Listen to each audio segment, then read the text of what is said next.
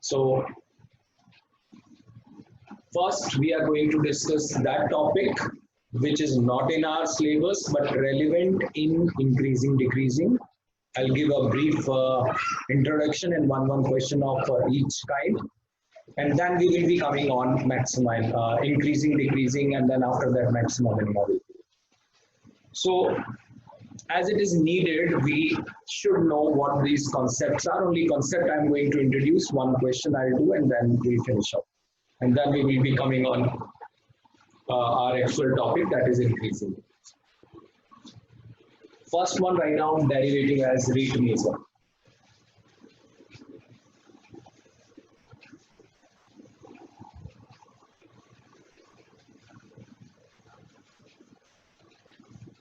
First topic is derivative as rate measure.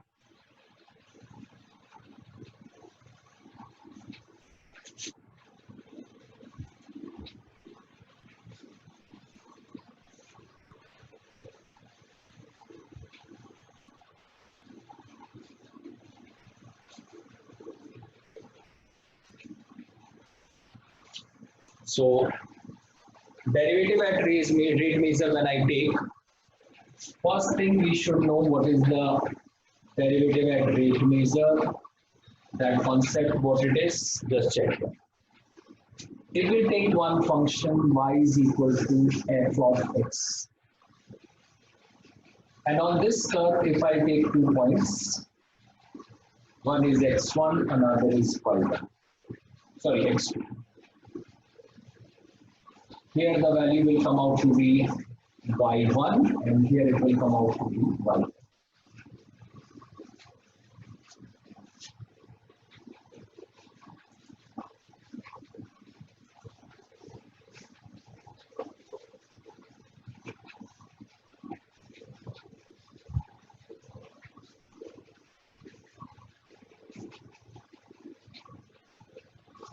So in this case, when you take this difference, it is come out to be x2 minus x1, and this difference is coming as y1 minus y2, or you can say y2 minus y1, that depends on the curve. So I'm taking y2 minus y1, that maybe it is coming negative. Now, if I join this chord, that this point is P and this is Q. If I join this chord, then if I say what is slope of chord PQ, what it will come? It will come out to be y2 minus y1 by x2 minus x1. This is the slope of chord PQ we have. y2 minus y1 by x2 minus x1 we have. That is the slope of the chord. And this slope of chord is called as average change in y with respect to x. And it will be also denoted by delta y by delta x. So one thing you should keep in mind, when delta x is a bigger number, at the same time delta y is also bigger, then delta y by delta x, when you take, it will be called as average change in y with respect to x, that is delta y by delta x. We should. So one concept is this is average. By the way, now I'll do one thing. That this is the chord we have. This is the point P you are taking, this is the Q point you are taking, and let this x2 I'll shift towards x1. When I shift x2 towards x1, then this P will shift here. When you do this, the chord length is going to reduce. More this side, then more reduced. More this side, more reduced. More this side, more reduced. And ultimately, when the points are very near, it will convert into a tangent. So here in this case, if I take this delta y by delta x, if I take delta y by delta x, and in that if I say delta x approaches to 0, we are taking this value towards this, then this result we called as dy by dx. And in tangent normal, you have already done that. It is the slope of tangent here at point Q. And this is also known as instantaneous change in y with respect to x. It is also called as instantaneous change in y with respect to x. So whenever they say dy by dx, it will show instantaneous change in y with respect to x, or we call this as a change in y with respect to x at a instant. Because in this case, delta x is approaching to 0, and ultimately it will be becoming a very small portion and it will convert into a tangent. So dy by dx will be instantaneous change in y with respect to x. This is called derivative as rate measure. It is going to change y, or just going to tell what is the change coming in y when you change small x. If you change in x, what the change comes in y at a particular instant. That's why it is called instantaneous change in y with respect to x. So dy by dx will be simply going to tell you instantaneous change in y with respect to x. So that is the thing you should remember. So two things I told you: average change, delta y by delta x, when delta x is a bigger number. When delta x approaches to 0, it will convert into a instantaneous change in y with respect to x, and it is also denoted by dy by x. That you should know. So here dy by dx, which you got now, one thing already we have done, it is simply called as slope of tangent at that particular point. Also we call this dy by dx is rate of change of y with respect to x.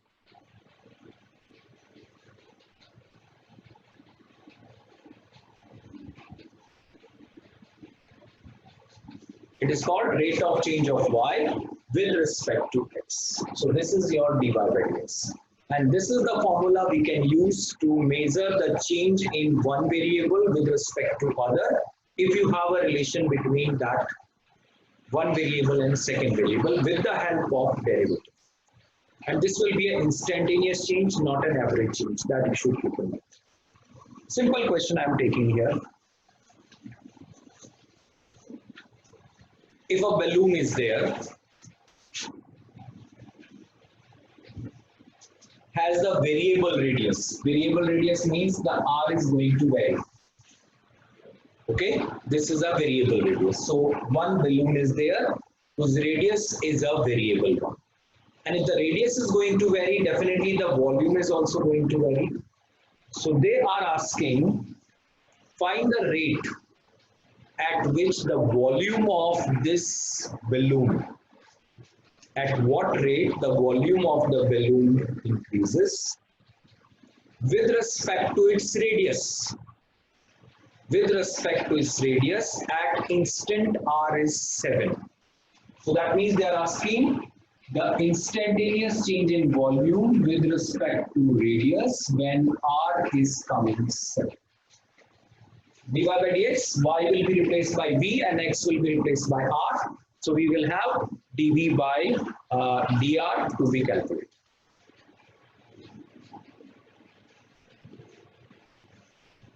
So here in this case, dv by dr at r is equal to 7 they are asking.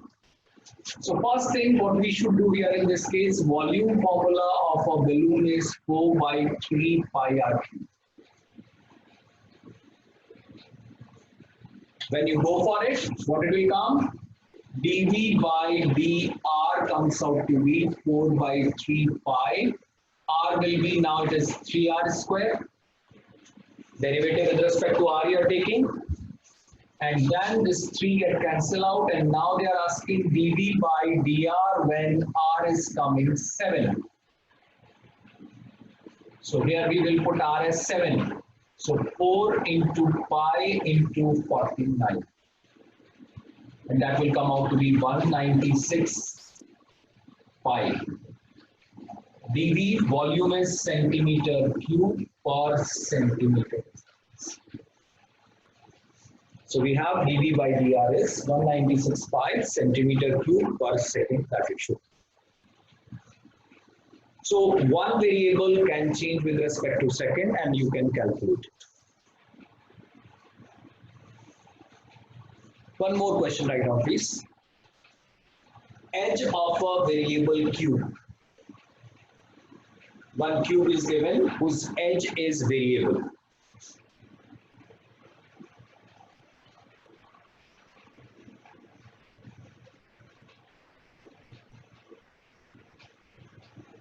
Let the edge be x. And this is a variable, means it is going to vary. At what rate it is going to vary? It is given 10 centimeter per second it varies. So we will say dx per second it is given. So with respect to time it is given. It is 10 centimeter per second. This is given in the question. Now question is how fast the volume of this cube is increasing. How fast its volume means with respect to time. When edge is 5 centimeter. So they are asking now, this is a rate, means with respect to time. Unit will decide you that it is per second given, means with respect to time. dV by dt is what? This is the volume change with respect to time. So dx by dt is 10 centimeter per second, dV by dt is x is 5. We want this. Volume formula you have already done, it will be coming x cube, side cube. Then we go for dV by dt. What that will come? 3x square into dx by dt. Then we have dV by dt is to be calculated at what point? 5. So we go for dV by dt when x is simply 5. When you go for x is equal to 5, what this will come? 3 into 5 square into dx by dt is already 10. 3 5s are 30, 30 into 25, 750. So answer come out to be 750. Unit will be centimeter cube per second. This is the answer here.